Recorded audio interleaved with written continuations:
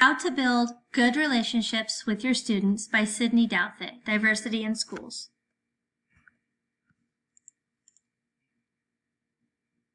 Building relationships with your students.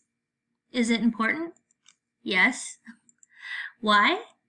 Teachers who foster positive relationships with their students create classroom environments more conducive to learning and meet students' developmental, emotional, and academic needs. I chose this topic because of the lack of connection that I felt with my teachers in elementary school.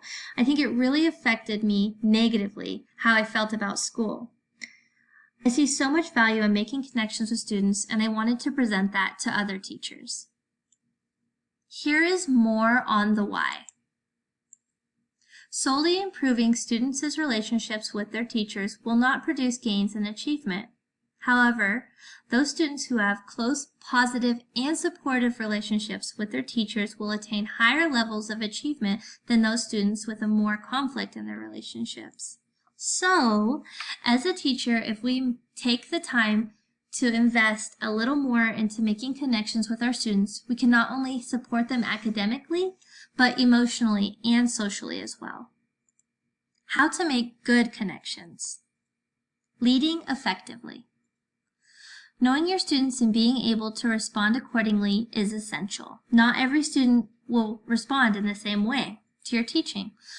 Studies have shown that more effective teachers are warm, enthusiastic, and generous. Communication is a key factor. Ask them questions. Use good verbal reinforcement and use expansive language to help build your students' vocabulary. You need to relate to the students in a positive way. You can do that by just smiling at them or giving them a high five or an encouraging pat on the shoulder. And you need to remember that you are a role model. You can do this by just being kind and listening to them. More on leading effectively. Be democratic. Allow students to have a hand in their learning. Give them freedom to make choices. As a teacher, you don't want to be too much of an authoritarian or too laissez-faire. Remember to collaborate by asking questions and getting your students thinking and not just handing them the answers. You're a mentor. Aim to be the scaffolding for your students. And be aware of the student's zone of proximal development. Authoritarian, democratic, and laissez-faire. Authoritarian. The power resides at the top of the organizational structure. The teacher is the absolute leader, giving step-by-step instruction, dictating every task, using subjective phrasing. This can create a hostile but usually productive environment. Democratic. Leader distributes power amongst their group. The teacher guides and collaborates, giving a general idea of the steps, but not a step-by-step instruction. They allow students to pick their groups sometimes and grant praise and empower the students. This can result in connective, cooperative, and productive environments. Laissez-faire depends heavily on individuals working towards a common goal. The teacher gives the students complete freedom, non-specific instructions, and the students can sometimes become bored and start messing around. This can result in a disconnected, non-productive environment. So authoritarian teachers can sometimes have their students view them as cold and uncaring, and the children can sometimes become aggressive, disconnected, and overly competitive. With democratic teaching, students can view their teachers as fair, and the children are typically cooperative, moral, cohesive, and self-supporting. With a laissez-faire teacher, students can have sometimes little respect for the teachers, and the kids can become disorganized, frustrated, and fragmented. How leadership affects teaching. Which one describes your classroom leadership style? Thinking back on your favorite teachers, what kind of leadership style did they have in their classroom? Things you can ask as a teacher. What kind of effect do I want to have on my students? Do I want them to know I care about them? Do I want them to feel like they can talk to me and ask me questions? Do I want them to respect me? How do I want to interact with my class? Do I want to dictate every second of the day? Do I want my lessons to be well organized? Or Do I want my class to think of me as warm and caring? What style is most effective for different situations? Do I need to be a combination of leadership styles? Do I want to be more laid back with some lessons than others? What is the most effective way to teach my students? Here's what I think. Having a combination of these styles will really make you a flexible teacher. After reading and researching about the effects on the students with all the different leadership styles, I think a lot of teachers will want to be mostly democratic. However, realistically, you have situations where you need to be more authoritarian or more laissez-faire. It really depends on the lesson and your class. You just have to keep in mind that your relationship with your students is important to their overall learning. Teacher expectations. Teachers should have good expectations of their students. Studies have shown one trend seen across decades of research. Students are more likely to meet expectations than not, regardless of whether these expectations are good or bad. Having higher expectations of your students sends a message that you believe in them, which is good for the teacher-student relationship. Differential learning or tailoring curriculum and instruction to each student's level, learning style, and pace is a major tenet of fostering person-centered relationships in the classroom and expressing support for each student's ability to improve and achieve their goals. We as teachers should do everything in our power to make sure each student is getting what they need from their education. This entails tailoring lesson plans as needed and shows that you care about the students as individuals. Classroom management style.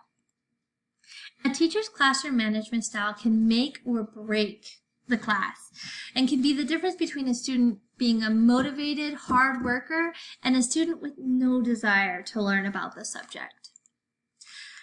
How do you know if you have a good management style? Well, you can ask yourself these questions. How are your lessons being laid out? Are there lulls in your lessons where the students can become bored and start acting out? How are you presenting your information you're trying to teach? By planning your lessons thoroughly, you can avoid disruptive behavior and boredom. A well-managed classroom is a happy one and often resulting in positive teacher-student relationships built on respect and mutual understanding. I think it is also really important to keep in mind that not every lesson should be planned the same. Tips for forming good relationships with your students. Let your students know that you enjoy being around them. Make yourself available to help them. Show an interest in them, and not just in their academics, but in their background, their home life, their outside sports, their emotion, and their personal and social growth. Avoid showing irritability towards students and encourage them to be caring and respectful to each other. Here's what I think. In order to form good relationships with your students, teachers need to keep all of these things in mind because we want our class to develop emotionally as well as academically. Teachers should strive to be well-rounded, kind, caring, and warm. They need to show interest in their students' lives, letting them know that they care about them as individuals. Teachers must be inclusive of all cultures and promote diversity. If we want our students to succeed, we, the future teachers of the world, must focus on the relationships we have with our students. Every kid needs a champion. The most influential thing I have learned from a fellow educator was in a TED Talk by Rita Pearson.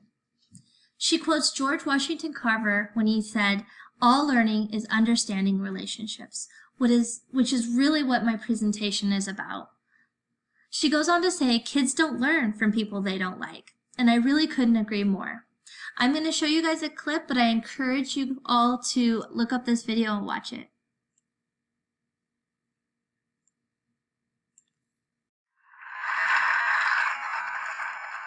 I gave a quiz, 20 questions.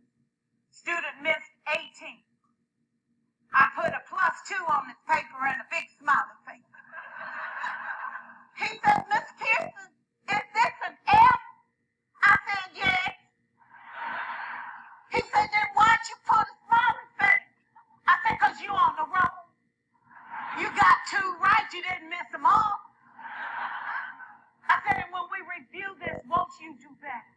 He said, yes, ma'am, I can do better.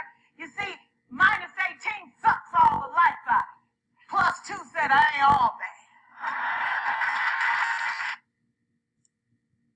I find what she said really impactful. We need to keep in mind that our relationships do matter. What we think and say does matter to our students. Be the champion. Show your students that you care by taking the time to get to know them. Communicate with them with respect and kindness. And keep in mind, these children are people. You never know what they're going through when they're not with you. Promote diversity in your classroom and teach your students how to be accepting of one another. And learn their zone of proximal development, which is the difference between what a learner can do without help and what they can achieve with the guidance and encouragement from a skilled partner or teacher. And I want you all to know that you are making a difference in someone's life. And that's really what we're all here to do.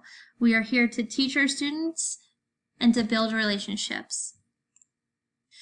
With that, that concludes my presentation. Here's my Works Cited page, and I really encourage you guys to look up that TED Talk with Rita Pearson. And I hope you guys have a great end of your semester.